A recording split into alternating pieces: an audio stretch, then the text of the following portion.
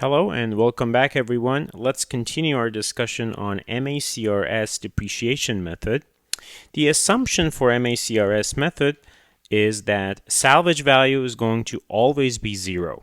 And again, that's a great news for taxpayer because it may be counterintuitive at the beginning. You don't want to have a salvage value of zero, but for tax purposes, you do want to have a salvage value of zero because that allows you to receive tax credit for the entire amount of your investment.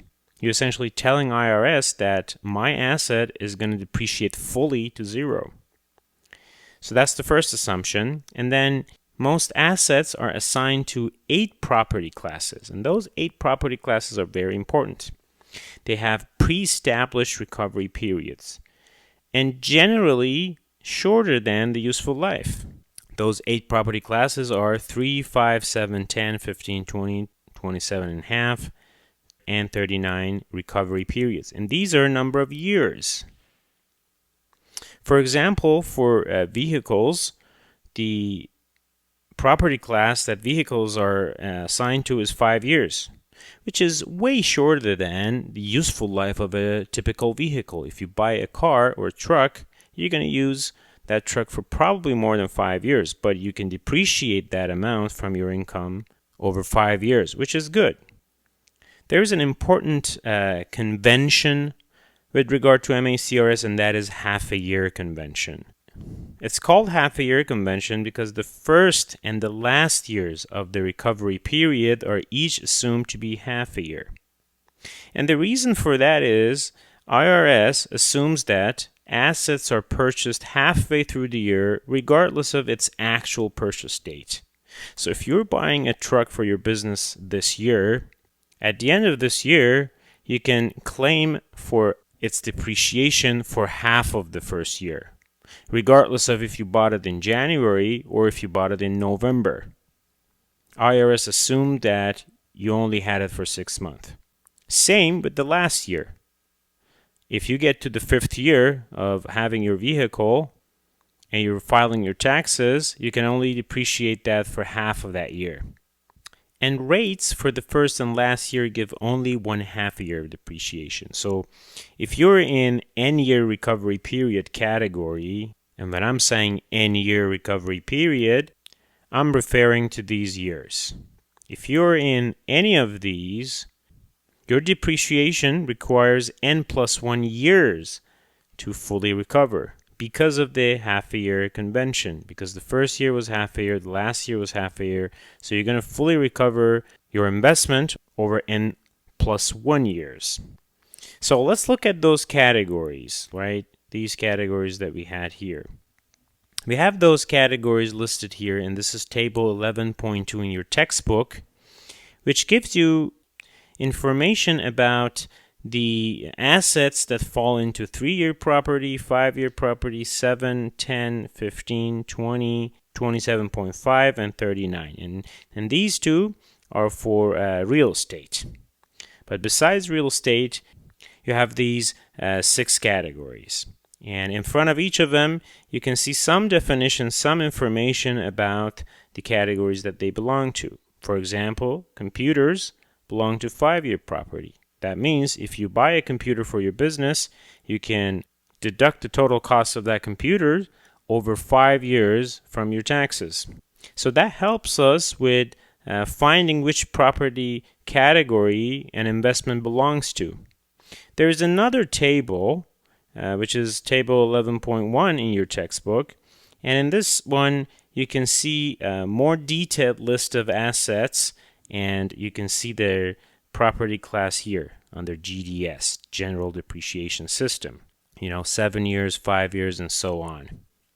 You can also see the class life or ADR, asset depreciation range of those assets, which actually come very useful later.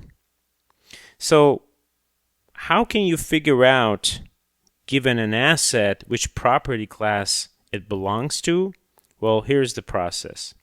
Either the property class given in the problem when you're solving problems. If not, you're going to look at table 11.2, which is this table. For example, if the asset is computer, You know that is 5 years property. If you can't find it in that table, you go to table 11.1, which is the second table. Maybe you can find it in this list. And then you know the property class here. If not, maybe the class life is given to you. If the class life is given in the problem, then you can come here and see, hey, property class with ADR class life of 4 years or less, they belong to 3-year property. Or property with ADR class life of 10 years or more but less than 16 years belong to 7-year property. So that class life helps you to figure out the property class. If none of these are given to you, you're just going to assume that it's a 7-year property class. So that's the process that you need to follow to find the property class. So finding the property class is the first step. The good news is, once the property class is found, it's easy. You can take a look at this table, and the percentage of depreciations are given. So the numbers in this table are all percentages. Let's say that your property is actually a 7-year property class. That means in the first year, you can depreciate 14.29% of the cost basis. In the second year, you can depreciate 24.49% and so on, until year 8, which is n plus 1 years of the property class. And if you sum all of these percentages, you can see that in each column, they sum up to 100%, which means regardless of any property class, you're going to depreciate the entire investment over those number of years. We'll look at one example to make this clear. But this is for only those 6 categories, 3 years all the way to 20-year property. But if your asset is real estate, for rental properties, excluding hotels and motels, they have this table. And for commercial building, hotels and motels, we have this other table. This is over 27.5 years. This is over 39 years. And we will look at these 2 tables in more detail, but to just give you an idea, the year and the month are both important. And that determines the percentage of depreciation that you can use. And here you can see the first year, and then year 2 to year 9, year 10 to 26, 11 to 27, 28, and 29. And the month of your purchase is also important. That determines the percentage here. We'll look at some examples to make this clear. So we're going to start with this example. The IRS classifies surface mount placement machine as 5-year equipment. So here, the property class is directly given to us.